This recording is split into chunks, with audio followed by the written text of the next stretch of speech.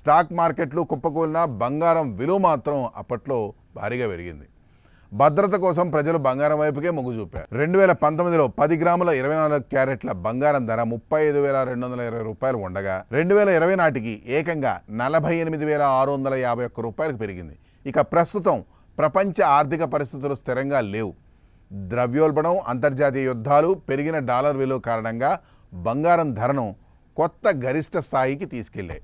అందుకే 10 గ్రాముల 24 క్యారెట్ల బంగారం ధర 1,00,000 మార్కును టచ్ చేయడమే కాకుండా ఇప్పుడు ఏకంగా 1,50,000 రూపాయల వైపు పరుగులు పెడుతోంది.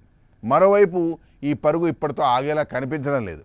ట్రంప్ అధికారంలో ఉన్నంతకాలం ఆర్థిక అనిశ్చితులకు తెరపడే సూచనలు అయితే అస్సలు కనిపించడం లేదు. ఇప్పటికే టారిఫ్ వార్తో ప్రపంచ మార్కెట్ను షేక్ చేశాడు ట్రంప్. ఆయన నిర్ణయాలకు తోడు ఫెడ్ వడ్డీ రేట్ల కోతను కొనసాగిస్తే డాలర్ మరింత బలహీనపడే అవకాశం ఉంది. అప్పుడు బంగారం ధర మరింత పెరుగుతుంది. ఇటు బ్యాంక్ ఆఫ్ అమెరికా 2026 అంచనా ప్రకారం బంగారం ధర $5,000 వరకు చేరుకోవచ్చని అంచనా. దీని ప్రకారం చూస్తే ఇండియాలో గోల్డ్ ప్రైస్ 1,75,000కి తాకొచ్చు. మరికొందరి నిపుణుల అంచనాలు మరింత ఎక్కువగానే ఉన్నాయి.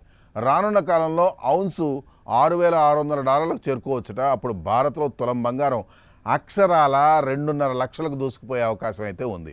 వామ్మో, తలుచుకుంటేనే భయం వేస్తోంది కదా. అసలు భవిష్యత్తులో బంగారం కొనడం మధ్యతరగతి ప్రజలకు సాధ్యమే కాదేమో.